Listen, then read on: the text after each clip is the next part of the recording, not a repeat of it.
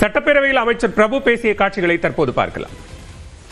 இந்த விவசாயிகளுக்கு இலவசமா வண்டல் மண் எடுக்கிற இந்த திட்டத்துல இதுவரைக்கும் 1,40,260 பயனாளிகளுக்கு சுமார் 1.57 கோடி கனமீட்டர் வண்டல் மண் இலவசமா எடுத்து கொடுத்துட்டு இருக்கோம்.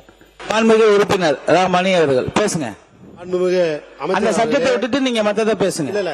அதுக்கு பதில் கொடுத்துட்டாங்க. ஒரு விளக்கம், எங்களுடைய பட்டா நிலத்தில் 4 யூனிட் அதுக்கு ஆய்வு பண்ணி அவங்க கொடுக்கறோம்னு சொல்லிட்டாங்க. அடுத்த விஷயத்துக்கு வாங்க. இல்ல அவர் பேசிட்டு நீங்க உட்காருங்க. வாய்ப்பு பின்னாடி கொடுக்கறோம். உட்காருங்க. மாண்புமிகு உறுப்பினர் உட்காருங்க. அவர் பேசிட்டோம். இல்ல வெயிட் பண்ணுங்க. உட்காருங்க. மாண்புமிகு உறுப்பினர் நீங்க பேசுங்க.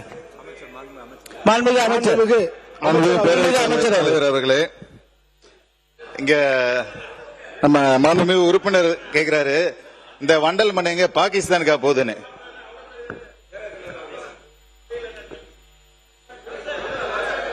விவசாயிக்கு மட்டும்தான் போகணுங்கிறதா தமிழ்நாடு முதலமைச்சர். பாகிஸ்தானுக்கு இல்ல, பக்கத்து ஊரு கூட போக விட மாட்டோம். திருடிட்டு போக விட மாட்டோம். அமைச்சர் பேசுறாரு. நீங்க உட்காருங்க.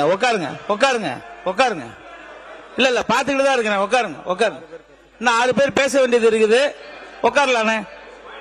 இல்ல நீங்க எப்ப வந்தாலும் பாயிண்ட் ஆஃப் ஆர்டர் தான் கேக்குறீங்க. மாண்புமிகு உறுப்பினர் வெயிட் பண்ணுங்க. மாண்புமிகு உறுப்பினர் பேசுங்க. மாண்புமிகு உறுப்பினர் மணி. மாண்புமிகு அமைச்சர் அவர்கள். விவசாயிகளுக்காக தான் இந்த திட்டமே. பட் விவசாயிங்க பேர்ல அதிகமா ஆள்றது, அதை தான் நம்ம அரசு நடவடிக்கை எடுத்து தவிர்க்குது. மாண்புமிகு முன்னாள் முதலமைச்சர் எடப்பாடி பழனிசாமி அண்ணன் அவர்கள். மாண்புமிகு பேரவை துணைத் தலைவர் அவர்களே, வண்டல் மண்ணை எதுக்கும் பயன்படுத்த முடியாது. நிலத்துக்கு தான் இயற்கை உரமா பயன்படுத்த முடியும்.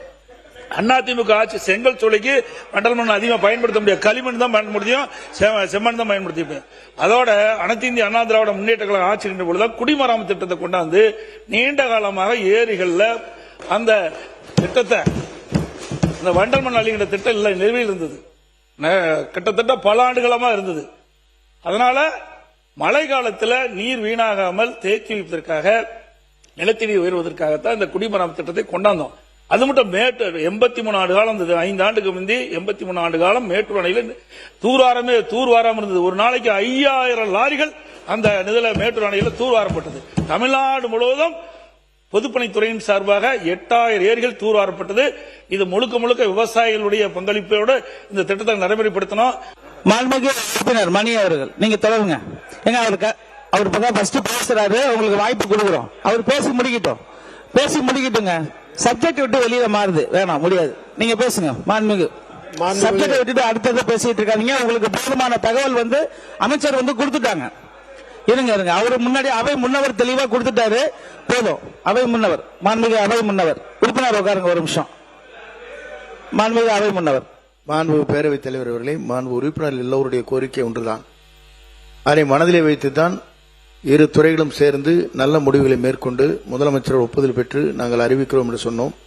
அதற்கு பிறகு அதையே தொடர்ந்து பல்வேறு கருத்துக்களை சொல்வது தவிர்த்து இப்போது இருக்கின்ற துறையின் சார்பாக நீங்கள் தங்கள் கருத்துக்களை வழங்க வேண்டும் என்று அன்போடு கேட்டுக்கொள்கிறேன்.